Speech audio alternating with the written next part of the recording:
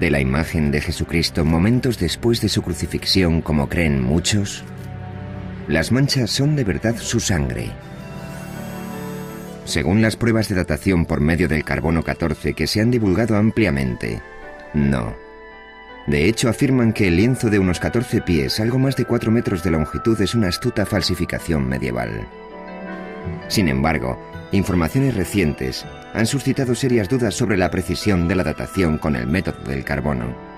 Una vez más, los científicos están dedicando todos sus esfuerzos a encontrar una respuesta a la antigua pregunta: ¿es esta una imagen de Jesús crucificado? La tecnología moderna ha abierto nuevas vías para poder conocer en profundidad la historia de la Sábana Santa. El misterio del Santo Sudario. Catedral de Turín, Italia, 1998.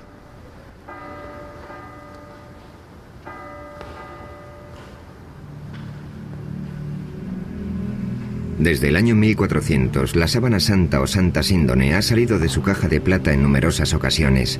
Se ha colgado de los balcones para celebrar bodas reales y ha sido expuesta ante las maravilladas miradas de innumerables peregrinos. La sábana apareció por vez primera en Europa en el año 1355 y ya era famosa durante los peores años de la Muerte Negra, época en la que las multitudes hicieron cola para poder verla y época también en la que Gutenberg perfeccionó la imprenta y Colón descubrió América.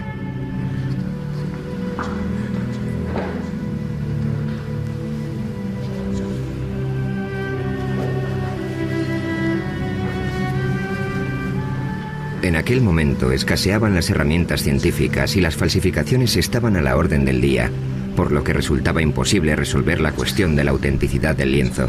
El público en su gran mayoría aceptaba que la sábana era auténtica, pero el debate entre ciencia y religión no había hecho nada más que empezar. En 1898, la Iglesia permitió que se examinara la sábana a través de la mirada imparcial de un nuevo invento: una cámara.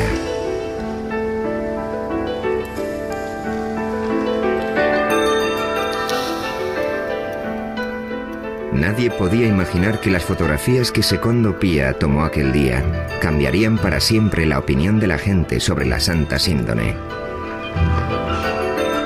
Y es que cuando la placa de cristal salió de la solución de revelado, el fotógrafo vio un rostro nítido y claro, algo que nunca antes se había visto en el lienzo. Comprendió enseguida que la misteriosa imagen del sudario había sido el negativo y que lo que él contemplaba entonces era el positivo. En sus manos sostenía una imagen que marcaría el inicio de todo un siglo de investigación científica. Turín, 1998. 100 años después de que se tomara la primera fotografía, la ciudad de Turín se prepara para otra exposición pública del lienzo. En todo ese tiempo, la sábana santa se había convertido en la pieza de arte más estudiada de toda la historia de la humanidad. Se está preparando un nuevo emplazamiento de alta tecnología para albergarla. Se trata de una urna de aluminio y cristal sellada herméticamente de la que se extrae el aire para luego introducir en su lugar argón, un gas inerte. Una vez colocada la sábana en la urna, ya no se podrá exhibir y manejar con tanta tranquilidad como hasta ahora.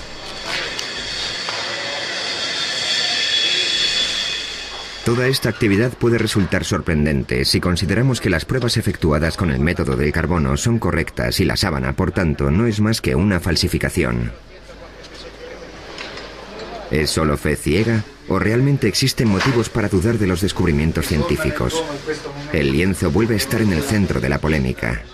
Existe una entrada lateral sin señalizar y los guardias garantizan el acceso restringido a la sala.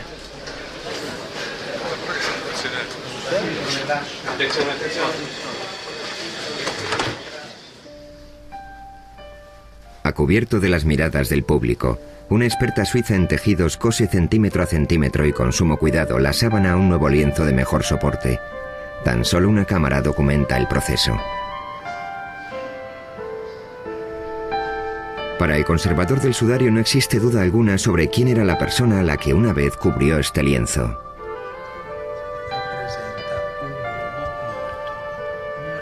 Esta imagen representa a un hombre que murió a causa de la tortura de la crucifixión. En la sábana de Turín hay 3 tipos de marcas. Las más evidentes son quemaduras de un fuego que casi destruyó el lienzo en la Edad Media. Después está la imagen anatómicamente correcta de un hombre visto de frente y de espaldas. Y en tercer lugar, lo que parecen ser manchas de sangre. Las manchas de sangre coinciden con las descripciones bíblicas de la tortura y la crucifixión de Jesús, de las heridas ocasionadas por los golpes, la corona de espinas y la lanza. ¿Pero es realmente sangre la sangre? ¿Y cómo llegó la imagen a la sábana? El misterio constante que rodea a todas estas preguntas ha supuesto un reto para los científicos a lo largo de muchas generaciones. Los estudiantes de esta universidad en Glendale, California, disponen de un enfoque especial del debate que está teniendo lugar sobre la sábana santa. Su profesor, Angelo Montante, utiliza el lienzo como herramienta de enseñanza. Es uno de los objetos de cultura más sorprendentes que podemos encontrar en la historia de la civilización occidental. De él se pueden extraer numerosas pistas que nos ofrecerán una perspectiva del pasado. La Biblia no da detalles sobre la crucifixión de Jesús de Nazaret, pero permitidme llamar vuestra atención sobre esta mancha de aquí, que indica que hubo derramamiento de sangre. Si las pinturas clásicas fueran correctas, los clavos le atravesaron la palma, pero no fue así. Se los colocaron en las muñecas, y hay una razón para ello. Sabemos que esto se debe a que, según las investigaciones de un médico francés, hace años un médico francés que experimentaba con cadáveres consiguió determinar que la palma no puede sostener el peso de un ser humano. El clavo, por tanto, tenía que estar situado en la región metacarpiana de la muñeca. Y hay otro dato importante a este respecto. Si a una persona le clavas un objeto punzante en esta zona, el nervio medio queda presionado y cuando esto sucede, el pulgar se retrae. Si os fijáis, en esta figura no se aprecian por ningún lado los pulgares. Esto es algo muy preciso. ¿Cómo es posible que un falsificador lo supiera?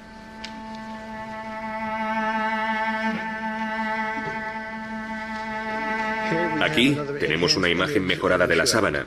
Esta materia más oscura representa la sangre. Aquí vemos más sangre en los brazos y también se aprecia que todo el torso sangra. En un lateral, junto a la quinta costilla, hay una herida sangrante.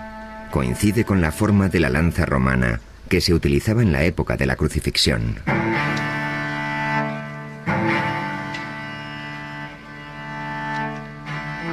En la sábana hay mucha sangre, tanta que no puedes evitar asombrarte de la crueldad de los romanos. ¿Qué tanto dolor le causaron a este hombre? La crueldad que refleja la sábana supera con creces la mayoría de las versiones artísticas de la Pasión de Cristo. ¿Por qué un falsificador habría representado más de lo que la gente esperaba ver? Las vetas de sangre no muy grandes que aparecían en la espalda y las piernas del hombre del lienzo desconcertaron a los investigadores durante años, hasta que se dieron cuenta de que coincidían exactamente con la peculiar forma del látigo del siglo I, el flagrum. Lo que tengo en la mano es una réplica de un instrumento de tortura romano llamado flagrum. Al final de cada correa podéis ver unas pesitas. Observar que entre las dos existe un espacio.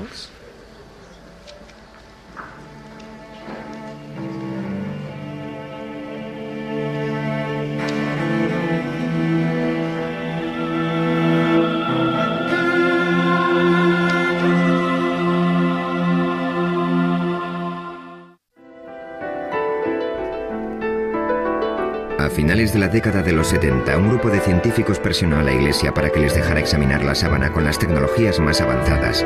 Al final llegaron a un acuerdo y el proyecto de investigación de la sábana de Turín, STORP, comenzó sus actividades. El STURP se constituyó con el propósito fundamental de examinar la sábana para determinar cómo se formó la imagen que ha quedado en ella. Pero nos encontramos con un gran problema. Nunca podríamos ver lo que íbamos a examinar hasta que no lo tuviéramos allí. Era como una expedición a una zona desconocida de la jungla. Llevamos con nosotros una gran cantidad de tecnología, casi todos los instrumentos imaginables de que disponíamos para determinar cómo se había formado la imagen. Pensé que iba a poder entrar en la habitación, acercarme a la sábana descubierta, mirarla de cerca, ver las pinceladas y marcharme a casa. Bert Miller era otro de los científicos que tomó parte en este proyecto. También él lo enfocó con una actitud escéptica. La primera persona que me habló de la sábana de Turín fue Barry Schwartz. Pensé que se trataba de un cuento de hadas o algo así. Pero el objetivo del STURP era descubrir el mecanismo que había provocado la aparición de una imagen en un trozo de sábana y no en confirmar que el lienzo era en realidad el sudario de Cristo. Así que, relevados de esa responsabilidad, podíamos verla de un modo más objetivo. Por aquel entonces yo no sabía lo que era esa sábana, jamás había oído hablar de ella. El miembro del STURP, Don Lin, decidió abandonar por un tiempo su trabajo diario como director del JPL, el programa de imágenes digitales de la NASA. En aquel momento estábamos trabajando en el programa Vikingo, que consistía en un aterrizaje suave en Marte. Básicamente tuvimos un día para montar el equipo, para desembalarlo, armarlo y calibrarlo. Se suponía que en torno a la medianoche de aquel día nos entregarían la sábana, y serían las 11 o incluso un poco antes, algo muy raro, cuando bajaron el lienzo por el pasillo hasta la sala donde nos encontrábamos.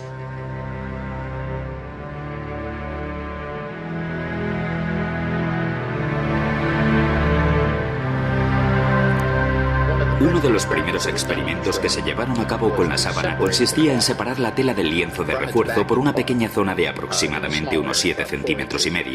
Eso nos permitió ver la parte de atrás de la sábana, la parte inferior del Santo Sudario de Turín, por primera vez en 400 años. Esta imagen corresponde al momento exacto en el que dieron la primera ojeada a la parte inferior de la sábana.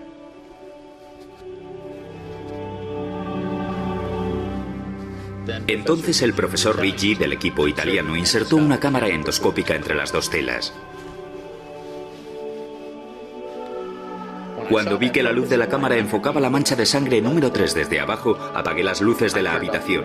Entonces el profesor encendió la cámara y por primera vez comprobamos que las manchas de sangre habían empapado el lienzo de refuerzo como lo hubiera hecho la sangre de verdad, pero la imagen no se traspasó. De inmediato se dieron cuenta de que habían realizado un descubrimiento muy significativo. Al contemplar de frente el sudario, tanto la imagen como la sangre se mostraban con gran nitidez. Cuando la luz se colocaba detrás de la sábana, la sangre seguía siendo visible, sin embargo, la imagen no. Eso era algo que no sabíamos hasta aquel momento y significaba que la imagen no podía estar pintada, pues si no, en el lienzo habría una cierta densidad de pintura que quedaría reflejada en una fotografía de luz transmitida.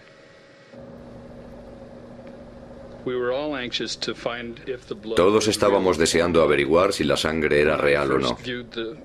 Cuando examiné por primera vez el lienzo, durante todas esas pruebas, no creí que la sangre fuera real. Era roja y parecía fresca, demasiado para una sangre con 2000 años de antigüedad.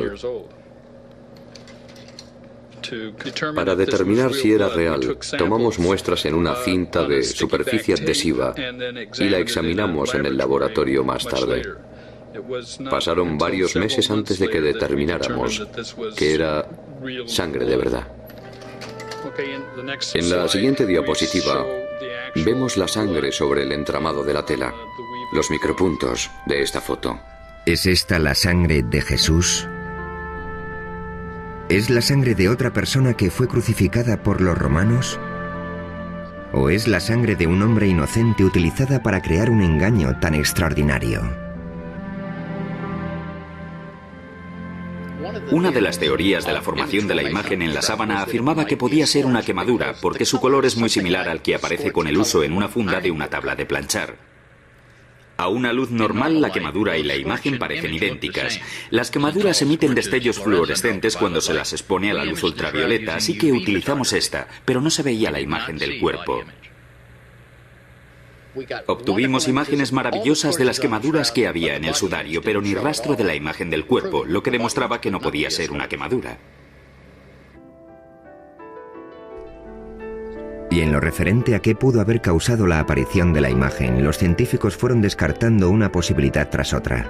Los análisis microscópicos de los hilos determinaron que el cambio de color de los mismos se debía a un cambio químico, a una oxidación deshidratada, pero no sabemos qué es lo que lo origina. Las manchas de la sábana son prácticamente imperceptibles y muy complejas. Observándolas veremos que mientras una fibra ha perdido su color, la que está junto a ella lo conserva. No obstante, cada fibra mide 1/10 parte del diámetro del cabello humano. Y en algunos lugares la imagen penetra tan solo 5 centésimas de milímetro. No hay un método conocido para reproducir tales marcas en una tela. En los últimos años se han descubierto imágenes muy tenues de flores en la propia sábana. De este área de investigación se han ocupado con gran entusiasmo el Dr. Alan Wanger, de la Universidad de Duke, y su esposa Mary. Wanger desarrolló la hipótesis de que ciertas imágenes del cuerpo plasmadas en el lienzo eran impresiones de flores. Esta idea se le ocurrió a partir del trabajo del físico alemán Oswald Scheuermann. Él reparó en ese detalle, pero al principio yo no me di cuenta de qué me hablaba. Sin embargo, un poco más tarde me fijé en la imagen de una flor que se parecía mucho a un crisantemo. Y cuando me eché hacia atrás y miré la sábana en conjunto, comencé a ver muchas de esas imágenes por todo el lienzo. Obviamente, las flores fueron depositadas en torno al cuerpo en el momento del entierro. Se desconoce el propósito de las flores. Quizás se pretendiera que actuaran como aromatizantes, ya que el cuerpo se enterró con mucha precipitación, o puede que con ellas solo se pretendiera honrar al difunto. Y tras estudiar con mucha minuciosidad la sábana, creemos haber identificado en ella 28 de estas flores. Wanger estudió los detalles del lienzo y los comparó con fotografías de plantas vivas que se asemejaban a las de la sábana. Además, conseguimos determinar la época de floración de esas variedades concretas y todas florecen en marzo o en abril. Es decir, la época en que tenía lugar la Pascua judía, época de la crucifixión. Mar Muerto, Israel. La mayor parte de las plantas que identificaron los Wanger parecían ser originarias del área de Jerusalén. El matrimonio hizo partícipe de sus descubrimientos al botánico más importante de Israel, Avinoam Danin. Utilicé detalles de la morfología de las plantas y tuve el placer de confirmar sus observaciones. Entonces estuve estudiando la sábana cada vez con más atención y localicé y señalé aquí unos 12 o 13 objetos botánicos. Una de las plantas, el Zygophyllum dumosum, fue la prueba clave para el botánico Danin. No solo vio su imagen en la sábana, sino que encontró detalles aún más precisos que los Wanger. ¿Descansó esta planta en un tiempo sobre la Santa Síndone de Turín? Aquí vemos la imagen de una Zygophyllum dumosum. La hoja de invierno es así. Y este es el pétalo. La Zygophyllum dumosum crece tan solo en un lugar del mundo, en un pequeño reducto cerca de Jerusalén. Las 4 hojas que encontré están tan claras que puedo afirmar que el tallo de Zygophyllum dumosum fue depositado sobre la sábana en primavera. Además, podría decirles que es imposible que el lienzo se hiciera en otro lugar del mundo. Tuvo que ser aquí.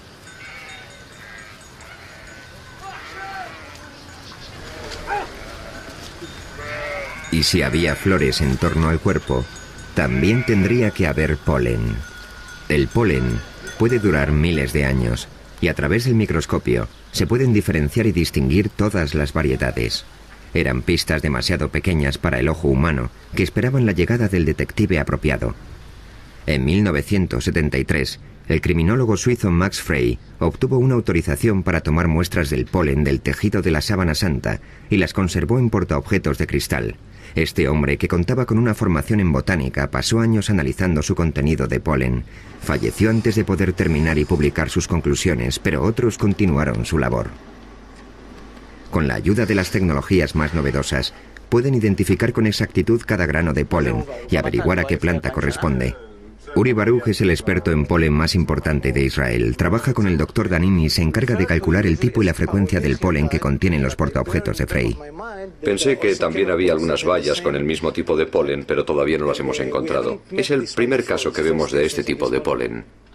El objetivo es determinar exactamente qué plantas rodeaban el cuerpo y cuáles eran las especies predominantes. De los 58 tipos de polen identificados hasta el momento, 28 de las plantas que los producen tan solo existen en Oriente Medio, prueba de que la sábana pasó aquí una parte de su historia. Muchas de ellas todavía siguen formando parte de las vidas de los habitantes de la región, como por ejemplo la Fagonia mollis. Los bizantinos establecidos al sur del Sinaí utilizan las hojas de la Fagonia mollis para sanar heridas superficiales.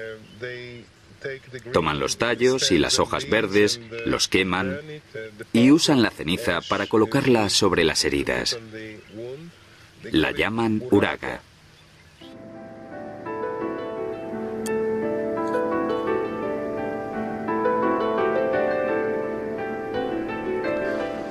Aquí tenemos otra gundelia.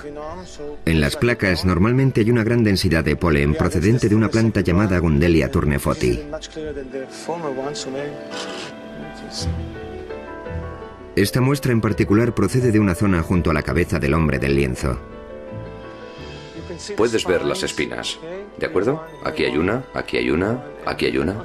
La planta que dejó tanto polen en esta zona del lienzo se podría reconocer por su flor, pero es más conocida por otra cosa.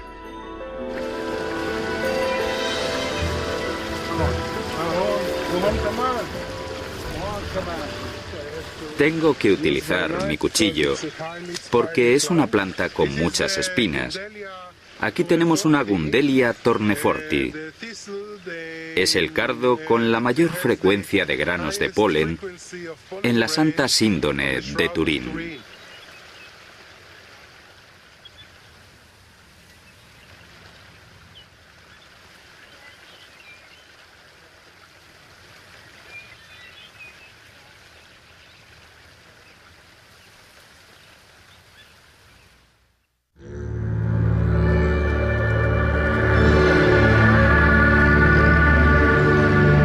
En este monasterio ortodoxo griego, en las profundidades del desierto del Sinaí, encontramos una pintura muy especial de Jesucristo conocida como el Pantocrátor. Muchos investigadores están convencidos de que se pintó tomando como referencia la sábana santa. El retrato data del siglo VI.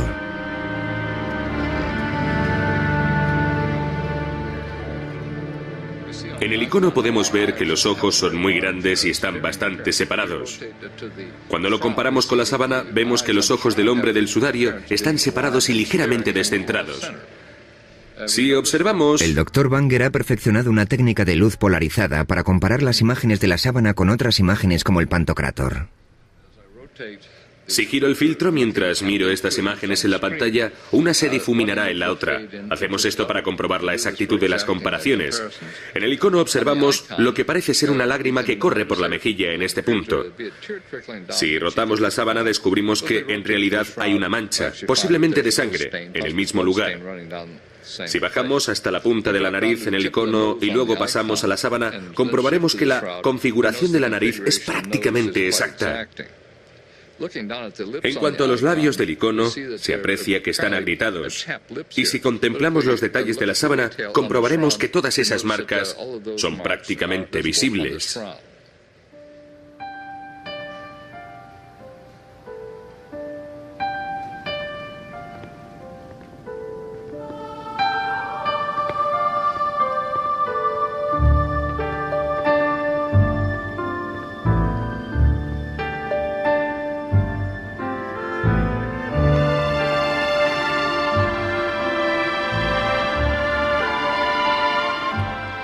Jesús ha sido la persona más representada de la historia, pero la Biblia jamás describió su aspecto. ¿Cómo sabemos cómo era? ¿Cómo sabemos que llevaba barba y que tenía el pelo largo? ¿De dónde sacaron los artistas su iconografía? El historiador de arte Jack Riley ha realizado un estudio sobre el rostro de Jesús en la pintura. ¿Existe una fuente común para la representación de esta imagen que todos conocemos tan bien? Cada artista tiene su propia visión del hombre, en actitud sufridora o triunfante, del redentor o del humilde. Sin embargo, a lo largo de los siglos los artistas se han atenido a ciertos parámetros que nos permiten identificar al hombre como Jesús. ¿Cuáles son las directrices que siguen? ¿Y de dónde proceden? Rayleigh y muchos otros investigadores creen que existía un prototipo de Jesús que estableció la pauta a seguir hace siglos. La búsqueda de ese prototipo ha llevado a los investigadores a remontarse a los primeros siglos que siguieron a la muerte de Jesús. ¿Cómo llegaría un artista de esta imagen a esta otra? Aquí tenemos barba, en esa no. Aquí el cabello le cae sobre los hombros y lleva la raya en medio. Ahí no. Este Jesús parece un dios romano. Tiene un aspecto juvenil. No tiene las mismas características. La pregunta es, ¿qué falta? En la década de los 30, el investigador francés Paul Vignon observó ciertas marcas en las pinturas que se habían hecho de Jesucristo a lo largo de muchos años. Estos rasgos llegaron a conocerse como las marcas de Vignon. Ahora veremos algunas. En primer lugar, observen esta línea transversal que cruza la frente de Cristo.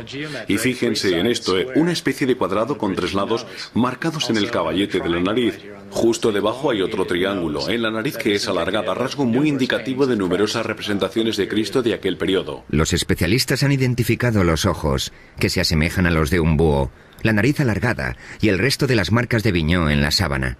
¿Acaso la Santa Síndone fue el modelo original de las representaciones posteriores? Aquí tenemos varias reproducciones de algunas pinturas de los siglos XI y XII en las que se aprecian estas marcas geométricas. En primer lugar, justo aquí, en la nariz, se puede ver ese extraño cuadrado geométrico de 3 lados en forma de U. Luego tenemos los ojos, semejantes a los de un búho. También la nariz alargada es una característica. Observen los 2 mechones de cabello que caen sobre la frente. Aparecen en las 4 imágenes. Y no un solo mechón, siempre 2. La coincidencia de todas estas marcas, de todos estos puntos, me lleva a creer que algo influyó en estos artistas.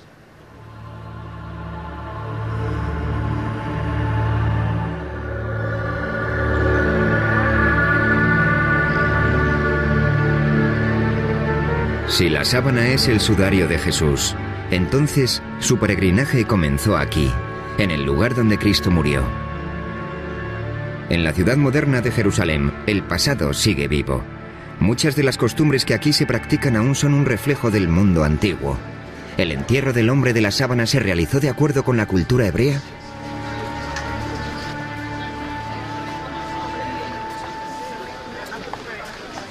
Rabbi Misha Halpern nació en los Estados Unidos y lleva muchos años viviendo en Israel. Está especializado en la vida judía durante el siglo I. Esta es la Vía Dolorosa. Mide algo más de 1,5 kilómetros de longitud. Según la tradición, es el lugar desde el que partió Jesús hacia su crucifixión. De todo el mundo han venido y siguen viniendo peregrinos para recorrer el mismo trayecto que Cristo. 20 shekels el libro. ¿Alguien quiere algo? $4. En aquella época, Jerusalén era una ciudad judía y como tal, Jesús debió ser enterrado en el contexto de la ley hebrea. Los estudiosos de la sábana creen que el entierro de Jesús, aunque precipitado, se realizó como manda la tradición judía. La Biblia judía establece que hay que recordar el día del sábado para que sea sagrado. El viernes por la tarde la gente corre de acá para allá apresuradamente para terminar sus tareas antes de que comience el sábado. Y lo mismo ocurría hace 2000 años. A Jesús lo bajaron de la cruz un viernes para sepultarlo a toda prisa antes del sábado. Porque en sábado no se puede hacer nada. No se puede trabajar, solo se descansa. ¿Existe algún dato que certifique la existencia del sudario en los años que siguieron a la muerte de Jesús? Cuenta la leyenda que un rey que se encontraba en las proximidades de Edesa cayó gravemente enfermo y mandó llamar al sanador judío. Jesús ya había muerto, pero al rey le entregaron un lienzo que llevaba su imagen. El rey Abgar sanó inmediatamente y el lienzo milagroso comenzó a ser conocido con el nombre de El Mandilión. Así fue como en todo Oriente Medio se veneró el mandilión como la imagen de Cristo, y la ciudad de Edesa se convirtió en un centro para la cristiandad. Mandilión es una palabra que significa toalla pequeña. En esa tela había una cara de Jesús pintada sobre un fondo estilizado y normalmente aparecía enmarcada.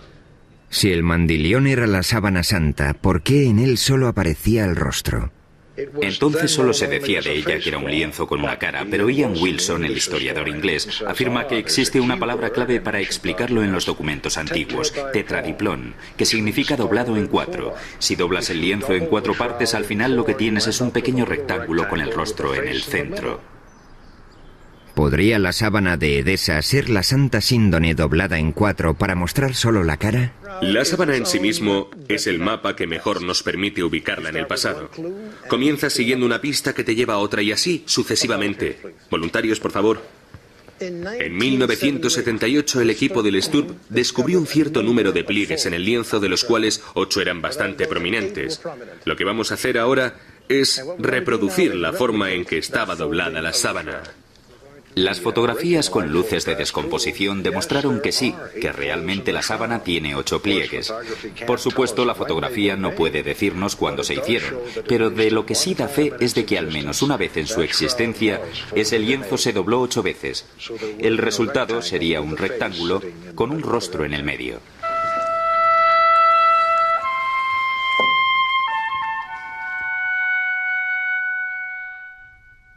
En el año 944, el mandilión fue trasladado a Constantinopla, donde con cierta periodicidad se exponía para que el público pudiera verlo. Allí mismo, en el año 1203, un caballero francés de la Cuarta Cruzada dijo haber visto la imagen del cuerpo de Cristo en un lienzo.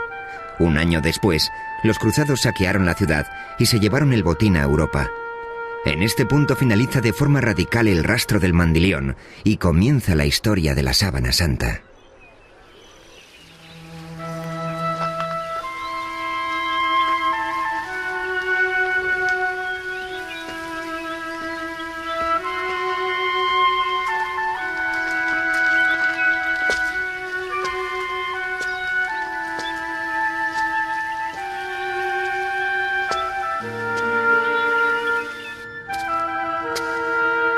Esto es una cueva a las afueras de Jerusalén que posiblemente es muy similar a la que sirvió de sepulcro a Cristo. En aquella época estaría cerrada con una roca de gran tamaño, casi con toda seguridad muy lisa debido a la erosión. Así es como la Biblia cristiana describe la sepultura de Jesús. Cuando el equipo del Sturb examinó la parte posterior de la sábana, descubrió que resultaba imposible identificar varios granos de polen, porque estaban recubiertos con un mineral que posteriormente se analizaría y clasificaría. Al investigar el mineral descubrieron que se trataba de una piedra caliza, por decirlo de alguna manera. Una caliza muy rara y autóctona de una zona situada en las afueras de Jerusalén.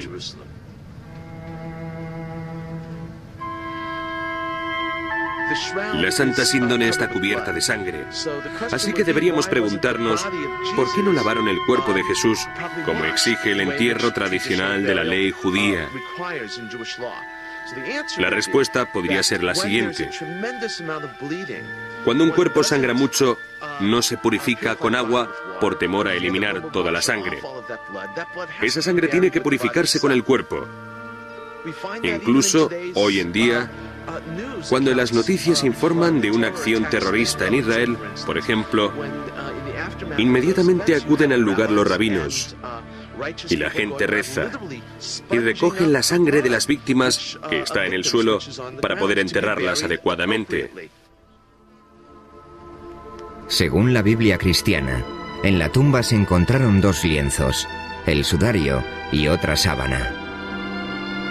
Se creía que la segunda había cubierto el rostro de Jesús justo después de que lo bajaran de la cruz. Simón Pedro vio la sábana en el suelo y también el sudario con que le habían cubierto la cara. No estaba en el suelo con el resto de la sábana, sino doblado en un lugar aparte. Este lienzo, que recibe el nombre de sudarium, se puede encontrar hoy en día en Oviedo, ciudad situada al norte de España. Jorge Rodríguez es miembro del Centro de Estudio Español de la Sábana Santa. Y Mark Gussin ha escrito hace poco un libro sobre el sudarium y su relación con la Santa Síndone.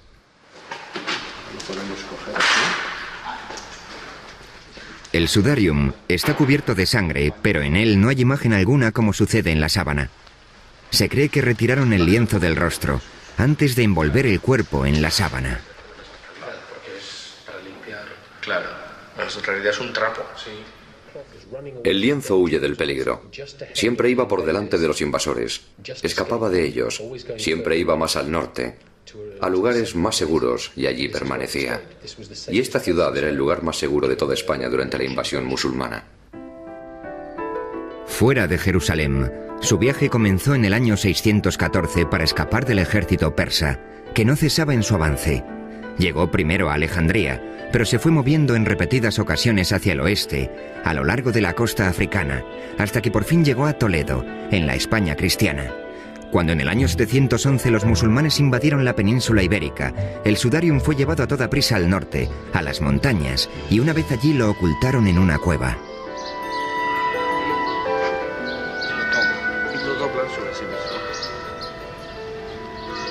Con ayuda de una réplica, los investigadores muestran cómo se colocó la sábana alrededor del rostro, de forma que absorbiera la sangre y otros fluidos de acuerdo con la costumbre hebrea, siempre respetando el precepto de cubrir el rostro de una víctima de la violencia y de mantenerlo tapado para que la sangre no se separara del cuerpo. Esto supone que ha estado cogido así, al pelo. Estas manchas son especialmente interesantes porque coinciden exactamente con las que se encontraron en la parte de la sábana que reproduce la espalda del cuerpo, en el dorso. Son las manchas de la sangre que emanó de las heridas producidas por la corona de espinas y que quedó en el pelo. Y aquí son las mismas exactamente. Recientemente el doctor Alan Banger ha efectuado un análisis con la ayuda de un vídeo casero que revela las notables similitudes entre el sudarium y la sábana santa. Es el rostro de la sábana superpuesto al del sudarium. De las manchas de sangre, esta es la que aparece más marcada, y una de las que más fácil resulta localizar es esta de aquí. Si bajamos a la zona de la nariz, vemos que existen coincidencias aquí abajo, y si nos movemos hacia la zona del pelo, aquí, también vemos que las manchas de sangre coinciden. La sangre hallada en el lienzo de Oviedo era del tipo AB, idéntica a la que se encontró en la sábana. Sabemos a ciencia cierta que el sudarium lleva en España desde el siglo VII. Este hecho contradice los resultados de las pruebas de datación con el método del carbono 14 que establecen su origen hace 600 años. El libro de testamentos que se encuentra aquí en la catedral remonta los orígenes del sudarium a épocas aún más antiguas, y nosotros creemos que realmente data del siglo I y que fue uno de los sudarios que se utilizaron para cubrir el cuerpo de Cristo en el sepulcro o justo antes de introducirlo en él.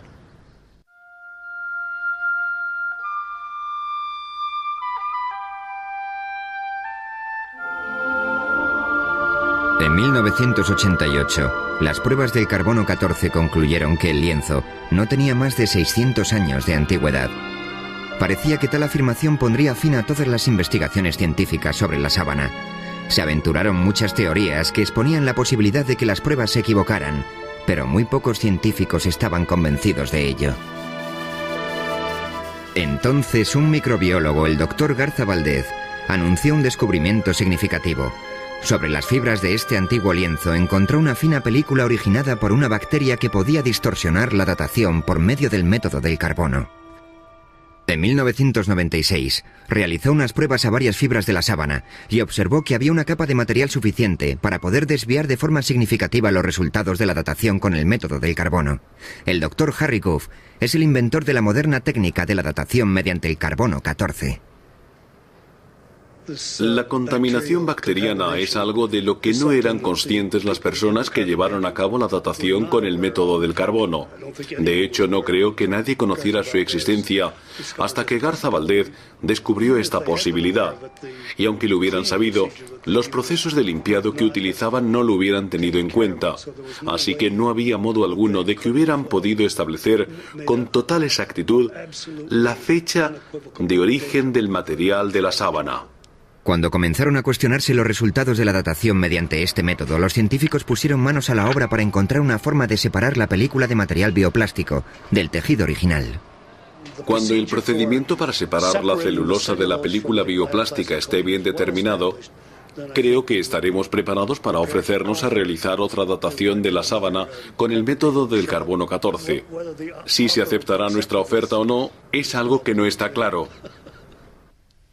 En lo referente a la datación mediante la prueba del carbono, existe aún otro factor que, de demostrarse, desestimaría todos los resultados obtenidos hasta el momento: la radiación. Si lo que dicen los físicos es correcto, es una imagen proyectada. En otras palabras, casi vienen a decir que quizás el cuerpo estuviera flotando en medio del sudario y que toda la proyección incidía en ángulos rectos en el cuerpo. Esta imagen está directamente tomada del cuerpo, que está paralelo a la gravedad. Es algo tan extraordinario que la única explicación posible es que se trate de fenómenos de radiación. La radiación puede ser el único modo de explicar los recientes descubrimientos, según los cuales la imagen sería como una placa de rayos X que revela estructuras internas del cuerpo. Ahora estamos viendo los huesos, los metacarpianos, que son estos. Pero lo más sorprendente es que cuando nos movemos hacia la zona de la muñeca y vamos superponiendo la radiografía, podemos identificar todos los huesos de la muñeca de la sábana de Turín. Vemos que los rasgos del esqueleto en la profundidad del cuerpo consisten en una especie de radiación de rayos X. Por eso opinamos que la imagen, en lugar de derivarse del contacto directo de la sangre y demás, está formada básicamente por esta notable y única situación de radiación. Si superponemos una calavera al rostro que aparece en la sábana, vemos que se aprecian estructuras internas con notable claridad. Aquí observamos que lo que estamos viendo son las imágenes de los dientes. A medida que vamos alternando una imagen con otra, vemos que en la sábana aparecen los dientes con sus raíces y todo. Entonces, ¿cuál es la fuente de la radiación? Algunos investigadores opinan que también tienen la respuesta a esa incógnita. Creo que esta imagen quedó plasmada en la sábana debido a la transformación que tuvo lugar durante la resurrección. El cuerpo pasó de un medio a otro, y al hacerlo, dejó un retroceso de partículas de radiación tras de sí que marcaron la imagen de la sábana. Por eso también hemos conseguido el efecto tridimensional en otras cosas. ¿Qué causa este fenómeno? No lo sé. Y aún más difícil sería explicar cómo se obtiene esa energía de un cadáver.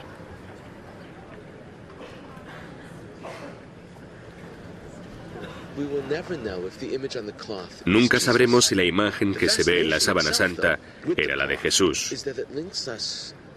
La fascinación que produce el lienzo en sí mismo es que nos vincula a todos con una muerte, con la muerte de una persona. Esta sábana simboliza los grandes temas que representa la vida tras la muerte. ¿Hay un mundo después de la muerte? ¿Cuál es el significado de la sábana? No creo que sea esencial para la fe de nadie, pero en el mismo capítulo 20 del Evangelio de Juan, en el que se narra el descubrimiento del sudario en la tumba vacía, también podemos leer las dudas de Tomás. Creo que en el siglo XX sigue habiendo mucha gente cuyos certificados de nacimiento espiritual son de Missouri, es decir, que tienen que ver para creer.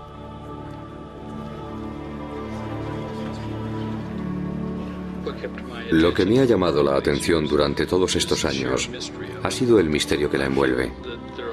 Creo que en la sábana hay claves que todavía no se han revelado o que no son evidentes y claras para la gente que contará la historia de la Santa Síndone y de cómo se creó. Sabía que la gente me preguntaría si había vivido grandes experiencias religiosas o algo así. Así que me senté ante el lienzo a las 3 de la mañana y guardé silencio. No había nadie por allí. Entonces lo miré y dije, bueno, ¿cómo te sientes? No, lo cierto es que no viví grandes experiencias religiosas. Pero una cosa que realmente caló muy profundo en mi mente fue contemplar la cabeza. En comparación con el cuerpo, su rostro tiene una expresión pacífica y serena, a pesar de que el cuerpo había sufrido horribles tormentos. Una parte no encaja con la otra.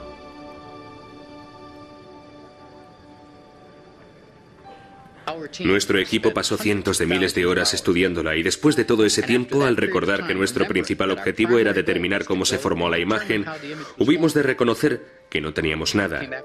No podíamos responder a esa pregunta. En definitiva, podíamos decir lo que no era, pero no podíamos decir lo que era.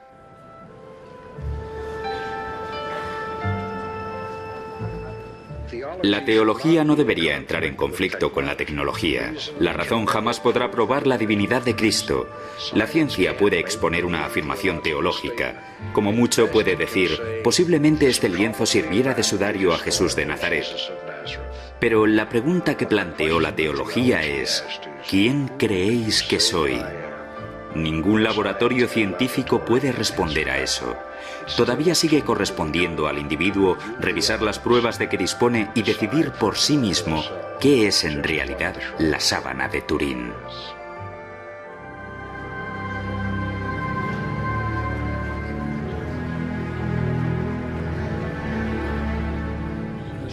La sábana santa de Turín ha causado en mi vida una impresión más profunda que cualquier otra cosa. Durante más de 20 años absorbió por completo mi atención. Hoy por hoy aún no he terminado con ella y espero que siga siendo el centro de mis esfuerzos durante el resto de mi vida.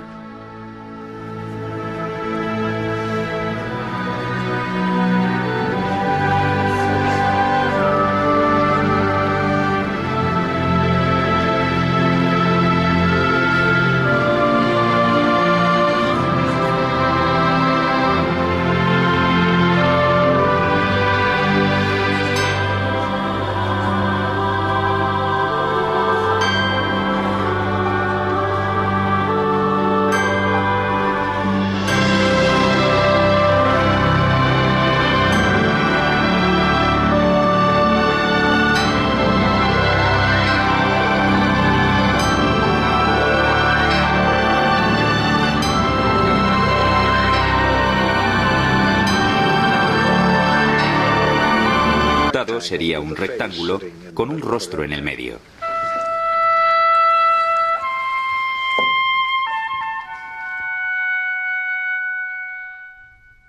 En el año 944, el mandilión fue trasladado a Constantinopla, donde con cierta periodicidad se exponía para que el público pudiera verlo.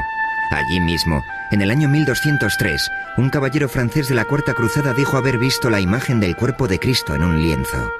Un año después, los cruzados saquearon la ciudad y se llevaron el botín a Europa. En este punto finaliza de forma radical el rastro del mandilión y comienza la historia de la sábana santa.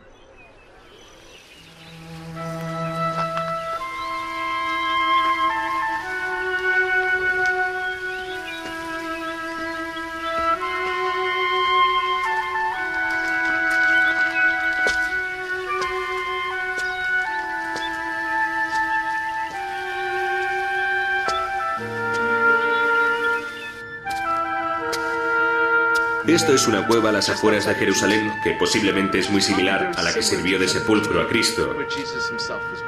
En aquella época estaría cerrada con una roca de gran tamaño, casi con toda seguridad muy lisa debido a la erosión. Así es como la Biblia cristiana describe la sepultura de Jesús. Cuando el equipo del Storb examinó la parte posterior de la sábana, descubrió que resultaba imposible identificar varios granos de polen, porque estaban recubiertos con un mineral que posteriormente se analizaría y clasificaría. Al investigar el mineral descubrieron que se trataba de una piedra caliza, por decirlo de alguna manera. Una caliza muy rara y autóctona de una zona situada en las afueras de Jerusalén.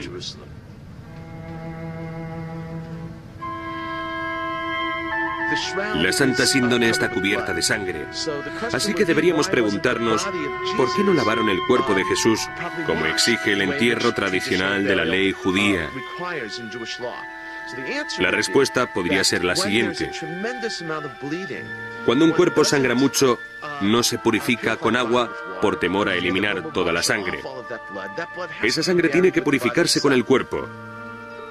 Incluso hoy en día, cuando en las noticias informan de una acción terrorista en Israel, por ejemplo, inmediatamente acuden al lugar los rabinos y la gente reza y recogen la sangre de las víctimas que está en el suelo para poder enterrarlas adecuadamente. Según la Biblia cristiana, en la tumba se encontraron dos lienzos, el sudario y otra sábana. Se creía que la segunda había cubierto el rostro de Jesús justo después de que lo bajaran de la cruz. Simón Pedro vio la sábana en el suelo. De la sábana de Turín fue Barry Schwartz. Pensé que se trataba de un cuento de hadas o algo así. Pero el objetivo del Sturb era descubrir el mecanismo que había provocado la aparición de una imagen en un trozo de sábana y no en confirmar que el lienzo era en realidad el sudario de Cristo. Así que, relevados de esa responsabilidad, podíamos verla de un modo más objetivo. Por aquel entonces yo no sabía lo que era esa sábana, jamás había oído hablar de ella. El miembro del STORP, Don Lin, decidió abandonar por un tiempo su trabajo diario como director del JPL, el programa de imágenes digitales de la NASA. En aquel momento estábamos trabajando en el programa Vikingo, que consistía en un aterrizaje suave en Marte. Básicamente tuvimos un día para montar el equipo, para desembalarlo, armarlo y calibrarlo. Se suponía que en torno a la medianoche de aquel día nos entregarían la sábana, y serían las 11 o incluso un poco antes, algo muy raro, cuando bajaron el lienzo por el pasillo hasta la sala donde nos encontrábamos.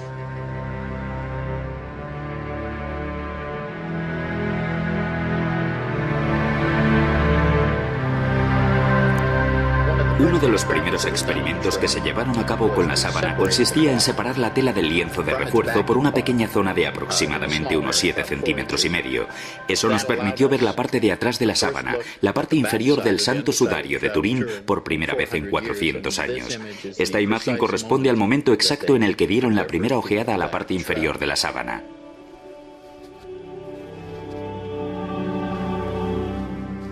Entonces el profesor Ricci del equipo italiano insertó una cámara endoscópica entre las dos telas. Cuando vi que la luz de la cámara enfocaba la mancha de sangre número 3 desde abajo, apagué las luces de la habitación. Entonces el profesor encendió la cámara y por primera vez comprobamos que las manchas de sangre habían empapado el lienzo de refuerzo como lo hubiera hecho la sangre de verdad, pero la imagen no se traspasó. De inmediato se dieron cuenta de que habían realizado un descubrimiento muy significativo. Al contemplar de frente el sudario, tanto la imagen como la sangre se mostraban con gran nitidez.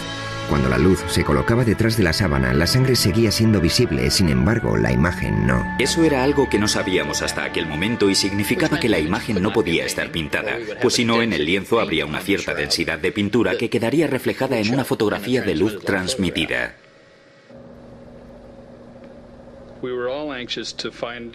Todos estábamos deseando averiguar si la sangre era real o no. Cuando examiné por primera vez el lienzo, durante todas esas pruebas, no creí que la sangre fuera real. Era roja y parecía fresca, demasiado para una sangre con 2000 años de antigüedad. Para determinar si era real, tomamos muestras en una cinta de superficie adhesiva y la examinamos. ¿Existe una fuente común para la representación de esta imagen que todos conocemos tan bien? Cada artista tiene su propia visión del hombre, en actitud sufridora o triunfante, del redentor o del humilde. Sin embargo, a lo largo de los siglos los artistas se han atenido a ciertos parámetros que nos permiten identificar al hombre como Jesús. ¿Cuáles son las directrices que siguen?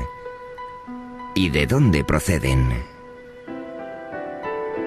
Rayleigh y muchos otros investigadores creen que existía un prototipo de Jesús que estableció la pauta a seguir hace siglos. La búsqueda de ese prototipo ha llevado a los investigadores a remontarse a los primeros siglos que siguieron a la muerte de Jesús. ¿Cómo llegaría un artista de esta imagen a esta otra? Aquí tenemos barba, en esa no. Aquí el cabello le cae sobre los hombros y lleva la raya en medio. Ahí no. Este Jesús parece un dios romano. Tiene un aspecto juvenil. No tiene las mismas características. La pregunta es, ¿qué falta? En la década de los 30, el investigador francés Paul Vignon observó ciertas marcas en las pinturas que se habían hecho de Jesucristo a lo largo de muchos años.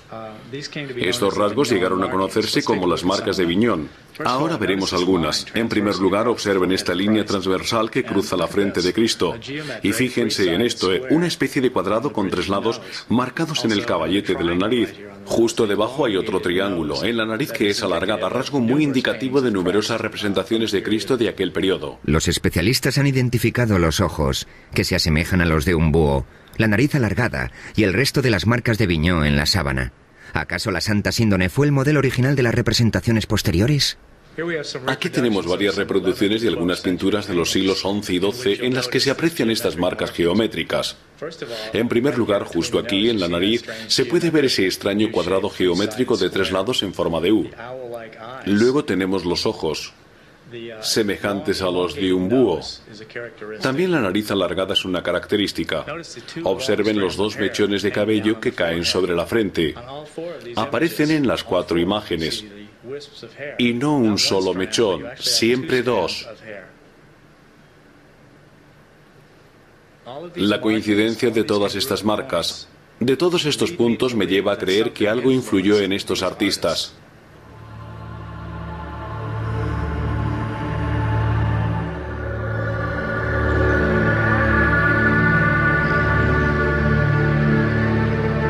Si la sábana es el sudario de Jesús, entonces su peregrinaje comenzó aquí, en el lugar donde Cristo murió. En la ciudad moderna de Jerusalén, el pasado sigue vivo. Al pelo. Estas manchas son especialmente interesantes porque coinciden exactamente con las que se encontraron en la parte de la sábana que reproduce la espalda del cuerpo, en el dorso. Son las manchas de la sangre que emanó de las heridas producidas por la corona de espinas y que quedó en el pelo. Y aquí son las mismas exactamente. Recientemente, el doctor Alan Banger ha efectuado un análisis con la ayuda de un vídeo casero que revela las notables similitudes entre el sudarium y la sábana santa. Es el rostro de la sábana superpuesto al del sudarium. De las manchas de sangre, esta es la que aparece más marcada y una de las que más fácil resulta localizar es esta de aquí. Si bajamos a la zona de la nariz, vemos que existen coincidencias aquí abajo, y si nos movemos hacia la zona del pelo, aquí, también vemos que las manchas de sangre coinciden. La sangre hallada en el lienzo de Oviedo era del tipo AB, idéntica a la que se encontró en la sábana. Sabemos a ciencia cierta que el sudarium lleva en España desde el siglo VII. Este hecho contradice los resultados de las pruebas de datación con el método del carbono 14 que establecen su origen hace 600 años. El libro de testamentos que se encuentra aquí en la catedral remonta los orígenes del sudarium a épocas aún más antiguas, y nosotros creemos que realmente data del siglo I y que fue uno de los sudarios que se utilizaron para cubrir el cuerpo de Cristo en el sepulcro o justo antes de introducirlo en él.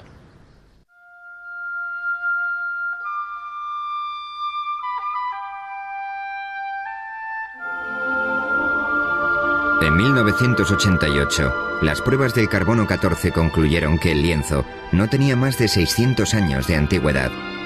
Parecía que tal afirmación pondría fin a todas las investigaciones científicas sobre la sábana. Se aventuraron muchas teorías que exponían la posibilidad de que las pruebas se equivocaran, pero muy pocos científicos estaban convencidos de ello. Entonces, un microbiólogo, el Dr. Garza Valdez, anunció un descubrimiento significativo. Sobre las fibras de este antiguo lienzo encontró una fina película originada por una bacteria que podía distorsionar la datación por medio del método del carbono. En 1996, realizó unas pruebas a varias fibras de la sábana y observó que había una capa de material suficiente para poder desviar de forma significativa los resultados de la datación con el método del carbono. El Dr. Harry Goff es el inventor de la moderna técnica de la datación mediante el carbono 14.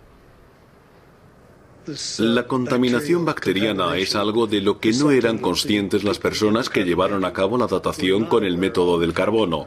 De hecho, no creo que nadie conociera su existencia hasta que Garza Valdez descubrió esta posibilidad. Y aunque lo hubieran sabido, los procesos de limpiado que utilizaban no lo hubieran tenido en cuenta. Así que no había modo alguno de que hubieran podido establecer con total exactitud la fecha de origen del material de la sábana. Cuando comenzaron a cuestionarse los resultados de la datación mediante este método,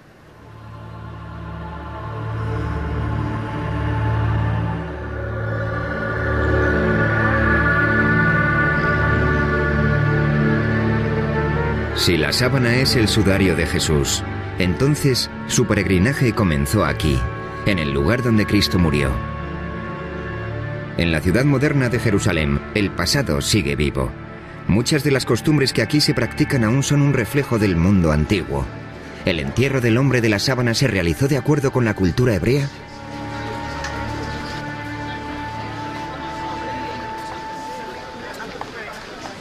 Rabbi Misha Halpern nació en los Estados Unidos y lleva muchos años viviendo en Israel. Está especializado en la vida judía durante el siglo I. Esta es la Vía Dolorosa. Mide algo más de 1,5 kilómetros de longitud. Según la tradición, es el lugar desde el que partió Jesús hacia su crucifixión. De todo el mundo han venido y siguen viniendo peregrinos para recorrer el mismo trayecto que Cristo. 20 shekels el libro. ¿Alguien quiere algo? $4.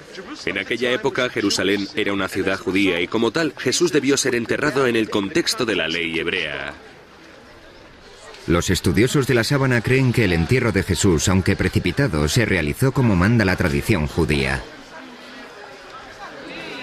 La Biblia judía establece que hay que recordar el día del sábado para que sea sagrado. El viernes por la tarde la gente corre de acá para allá apresuradamente para terminar sus tareas antes de que comience el sábado. Y lo mismo ocurría hace 2000 años.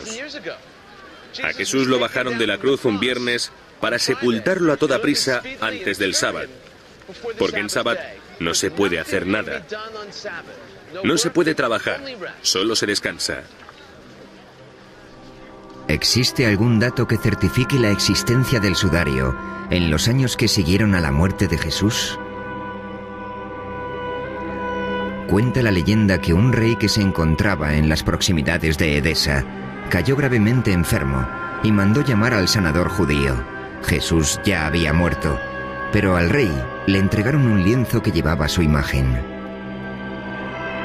El rey Abgar sanó inmediatamente y el lienzo milagroso comenzó a ser conocido con el nombre de El Mandilión. Así fue como en todo Oriente Medio se veneró el mandilión como la imagen de Cristo, y la ciudad de Edesa se convirtió en un centro para la cristiandad. Mandilión es una palabra que significa toalla pequeña. En esa tela había una cara de Jesús pintada sobre un fondo estilizado y normalmente aparecía enmarcada. Si el mandilión era la sábana santa, ¿por qué en él solo aparecía el rostro? Entonces solo se decía de ella que era un lienzo con una cara, pero Ian Wilson, el historiador inglés, afirma que existe una palabra clave para explicar. Molis. Los bizantinos establecidos al sur del Sinaí utilizan las hojas de la Fagonia mollis para sanar heridas superficiales. Toman los tallos y las hojas verdes, los queman y usan la ceniza para colocarla sobre las heridas. La llaman uraga.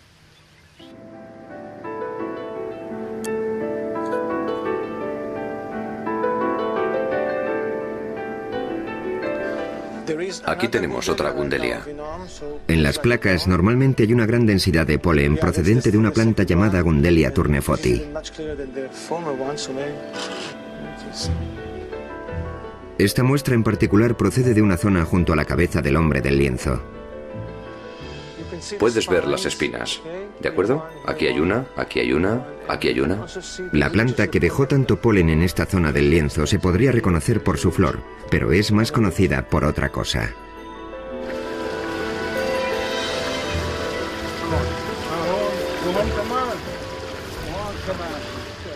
Tengo que utilizar mi cuchillo porque es una planta con muchas espinas. Aquí tenemos una Gundelia tournefoti. Es el cardo con la mayor frecuencia de granos de polen en la Santa Síndone de Turín.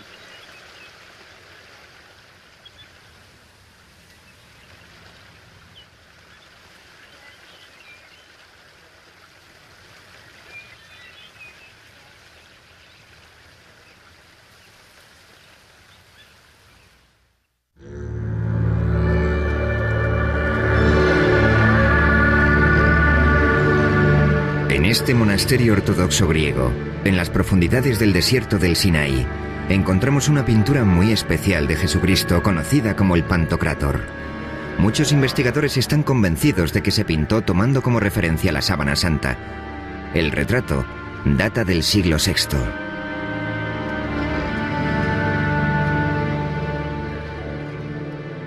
En el icono podemos ver que los ojos son muy grandes y están bastante separados.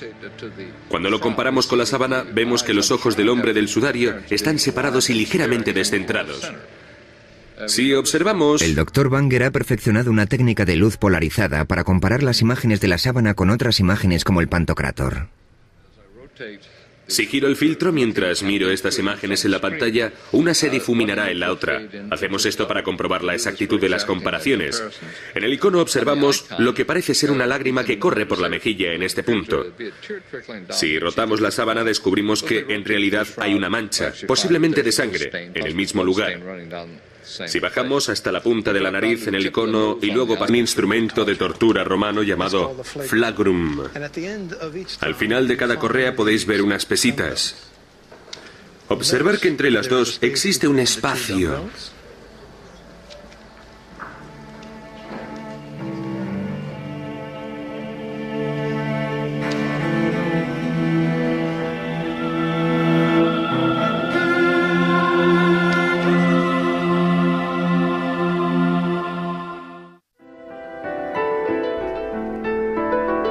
A finales de la década de los 70, un grupo de científicos presionó a la Iglesia para que les dejara examinar la sábana con las tecnologías más avanzadas. Al final llegaron a un acuerdo y el proyecto de investigación de la sábana de Turín, STORP, comenzó sus actividades. El STURP se constituyó con el propósito fundamental de examinar la sábana para determinar cómo se formó la imagen que ha quedado en ella. Pero nos encontramos con un gran problema.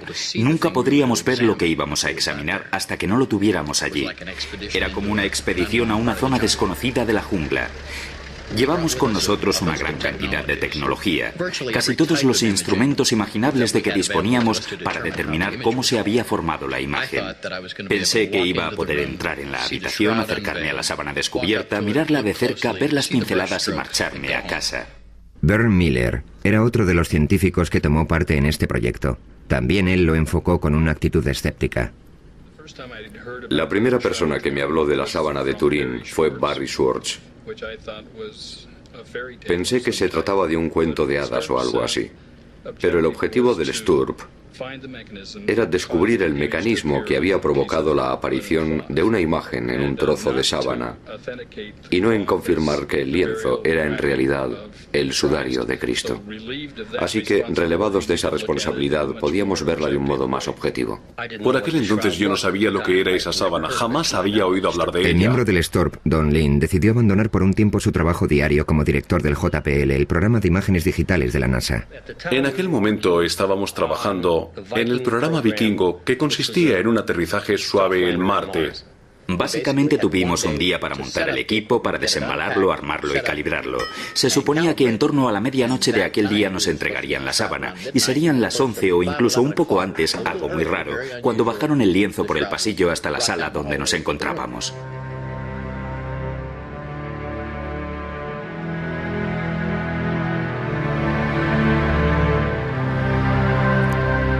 Uno de los primeros experimentos que se llevaron a cabo con la sábana consistía en separar la tela del lienzo de refuerzo por una pequeña zona de aproximadamente unos 7,5 centímetros. Eso nos permitió ver la parte de atrás de la sábana, la parte inferior del Santo Sudario de Turín, por primera vez en 400 años. Cuando el equipo del STORP examinó la parte posterior de la sábana, descubrió que resultaba imposible identificar varios granos de polen, porque estaban recubiertos con un mineral que posteriormente se analizaría y clasificaría. Al investigar el mineral descubrieron que se trataba de una piedra caliza, por decirlo de alguna manera. Una caliza muy rara y autóctona de una zona situada en las afueras de Jerusalén.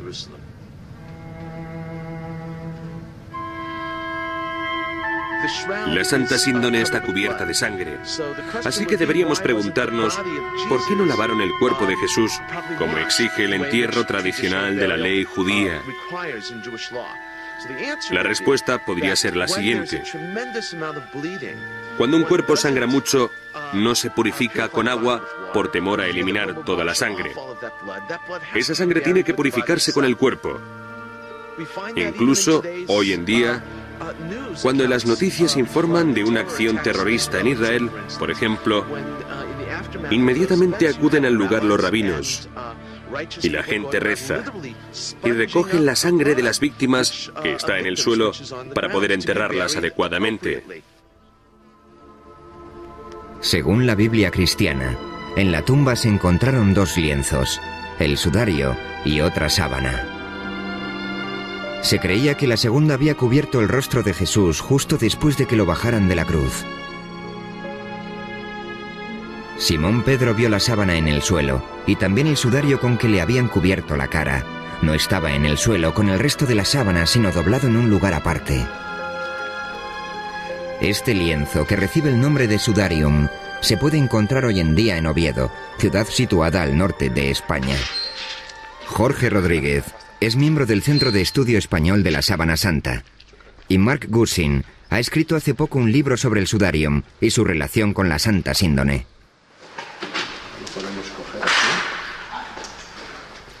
El sudarium está cubierto de sangre, pero en él no hay imagen alguna como sucede en la sábana. Se cree que retiraron el lienzo del rostro antes de envolver el cuerpo en la sábana. Claro, en realidad es un trapo, sí. El lienzo huye del peligro. Siempre iba por delante de los invasores. Escapaba de ellos. Siempre iba más al norte, a lugares más seguros, y allí permanecía. Y esta ciudad era el lugar más seguro de toda España durante la invasión musulmana. Fuera de Jerusalén, su viaje comenzó en el año 614 para escapar del ejército persa, que no cesaba en su avance. Llegó primero a Alejandría, pero se fue moviendo en repetidas ocasiones hacia el oeste, a lo largo de la costa africana, hasta que por fin llegó a Toledo, en la España cristiana. Para cubrir el cuerpo de Cristo en el sepulcro o justo antes de introducirlo en él.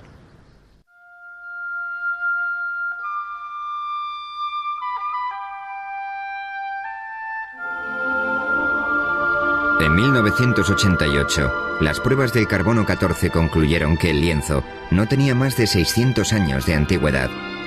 Parecía que tal afirmación pondría fin a todas las investigaciones científicas sobre la sábana. Se aventuraron muchas teorías que exponían la posibilidad de que las pruebas se equivocaran, pero muy pocos científicos estaban convencidos de ello. Entonces, un microbiólogo, el Dr. Garza Valdez, anunció un descubrimiento significativo. Sobre las fibras de este antiguo lienzo encontró una fina película originada por una bacteria que podía distorsionar la datación por medio del método del carbono. En 1996, realizó unas pruebas a varias fibras de la sábana y observó que había una capa de material suficiente para poder desviar de forma significativa los resultados de la datación con el método del carbono. El Dr. Harry Goff es el inventor de la moderna técnica de la datación mediante el carbono 14. La contaminación bacteriana es algo de lo que no eran conscientes las personas que llevaron a cabo la datación con el método del carbono. De hecho, no creo que nadie conociera su existencia hasta que Garza Valdez descubrió esta posibilidad. Y aunque lo hubieran sabido, los procesos de limpiado que utilizaban no lo hubieran tenido en cuenta.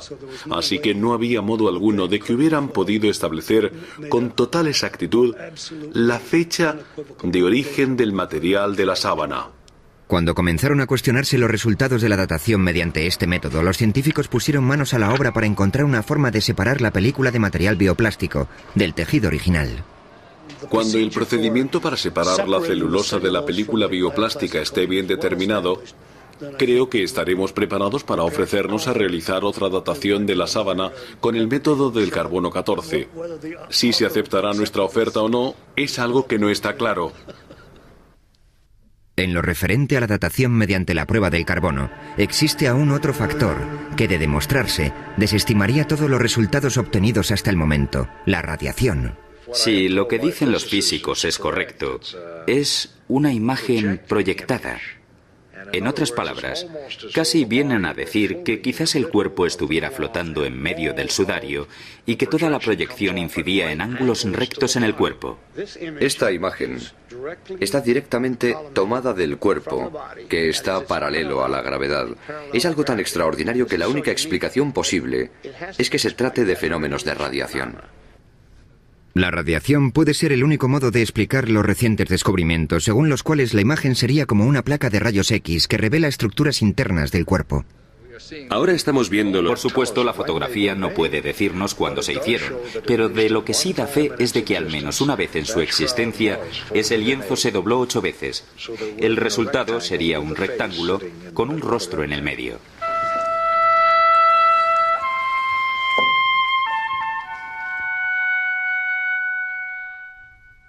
En el año 944, el mandilión fue trasladado a Constantinopla, donde con cierta periodicidad se exponía para que el público pudiera verlo. Allí mismo, en el año 1203, un caballero francés de la Cuarta Cruzada dijo haber visto la imagen del cuerpo de Cristo en un lienzo. Un año después, los cruzados saquearon la ciudad y se llevaron el botín a Europa. En este punto finaliza de forma radical el rastro del mandilión y comienza la historia de la sábana santa.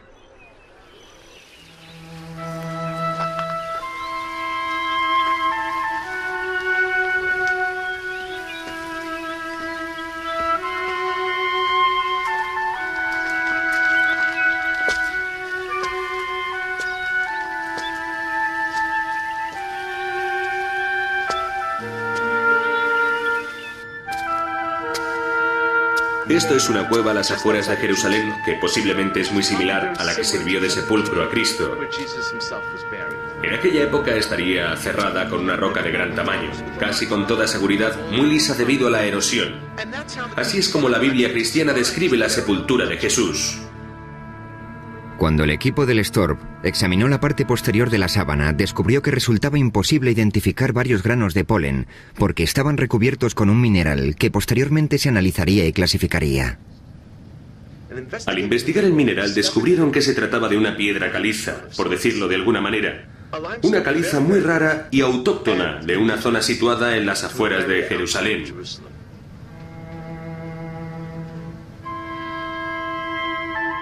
La Santa Síndone está cubierta de sangre, así que deberíamos preguntarnos ¿por qué no lavaron el cuerpo de Jesús como exige el entierro tradicional de la ley judía?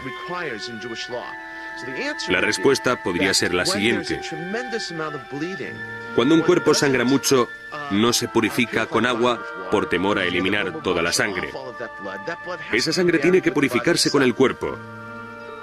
Incluso hoy en día, cuando en las noticias informan de una acción terrorista en Israel, por ejemplo, inmediatamente acuden al lugar los rabinos y la gente reza y recogen la sangre de las víctimas que está en el suelo para poder enterrarlas adecuadamente. Según la Biblia cristiana, en la tumba se encontraron 2 lienzos, el sudario y otra sábana.